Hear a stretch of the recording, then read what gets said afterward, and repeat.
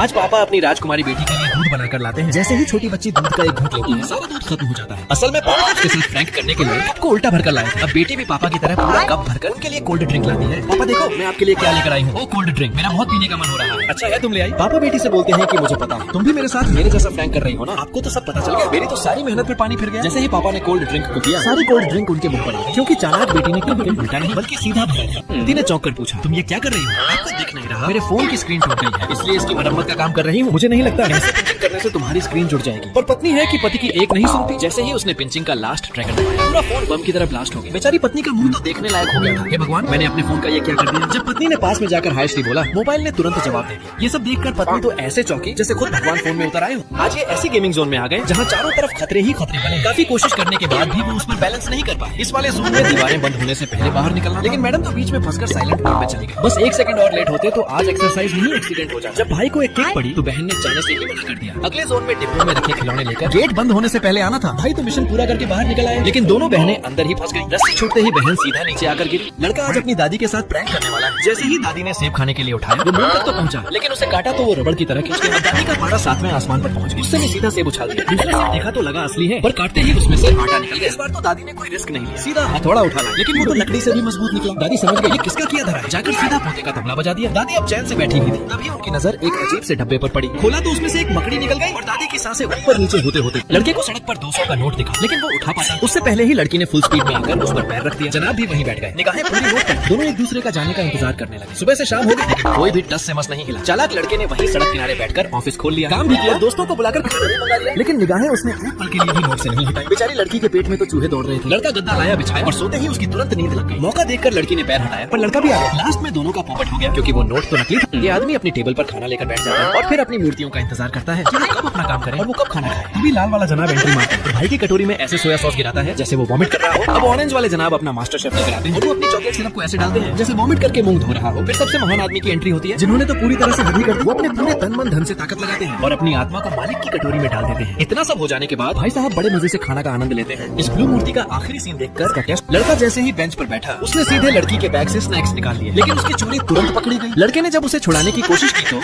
उसकी हालत तो तब खराब हुई जब पीछे से उसकी दोस्त पूरे भौकाल के साथ आई। लड़की ने वहीं पूरे हीरोगिरी में पैकेट फाड़ा और उसकी आंखों में देख देख कर खाना शुरू कर दिया। लड़के ने कहा, तुम्हारी हीरोगिरी गई तेल में। पैकेट पलट कर दिखाया, पता चला वो तो 2 साल पहले ही एक्सपायर हो चुके हैं। उसकी सारी हीरोगिरी वहीं धराशायी हो गई। लड़के ने मुड़कर देखा, वहाँ तो मिनरल वाटर ट्रीटमेंट चल रहा था।